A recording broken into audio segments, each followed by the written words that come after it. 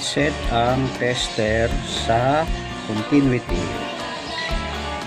Yan. Continuity, ito yung symbol.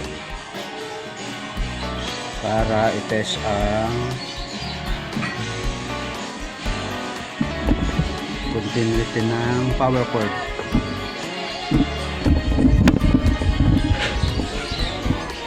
Galing natin para ma-test.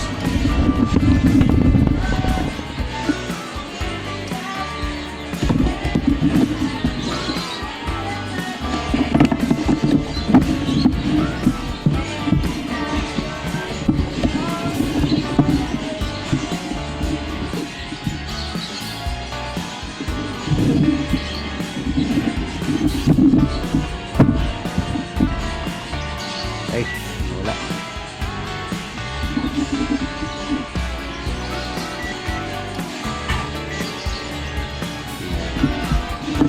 Natin ito. Yan lang sa or shorted. Wala naman. Hindi siya pumapala. Shorted. Hindi siya shorted. So, pagka sa line to line dapat meron ng kabila niya. Ayun, meron. Tapos, naibat natin sa kabila ulit. Dapat meron ng kabila. Ayan, meron. Buo.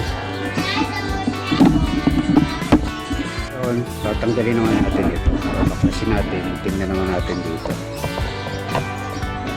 Kung ano ang problema.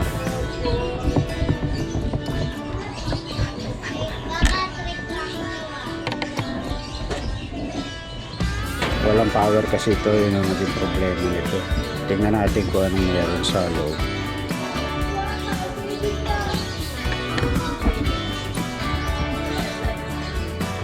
Yan, tagalin lang natin ito lahat, mga tornilyo.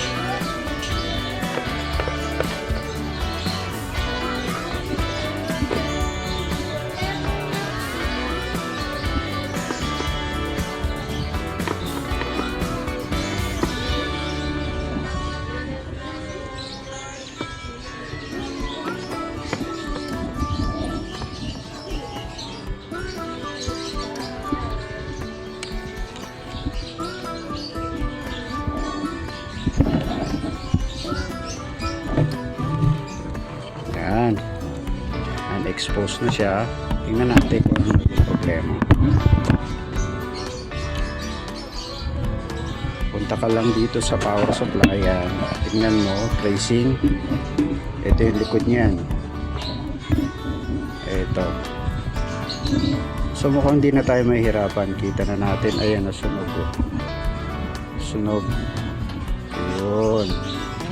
Sunog siya. Ayan. Ito sunog. Ito sunog.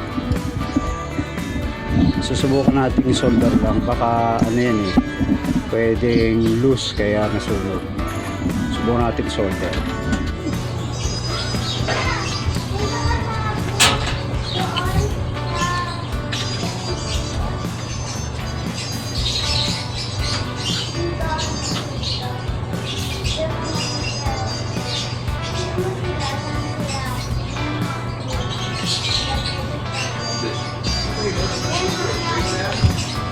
Tapos balik natin itong power cord. Yan. O saksak natin ito. Yan. Ayun. Yun, may power na siya. Ayun, no? Nagbi-blink. So yun lang, nasunog dahil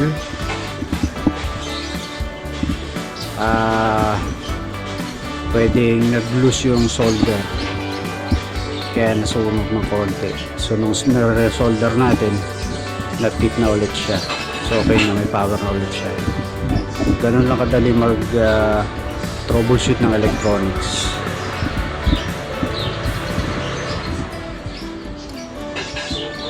So kung may napulot kayong konting idea, please like, share, and subscribe sa God's Steve channel. So guys, ito, may power na. Nagawa na natin yung troubleshooting. Sinolder na natin. So kung may natutunan kayo kahit konti, don't forget to like, share, and subscribe. So that's the channel. Thank you.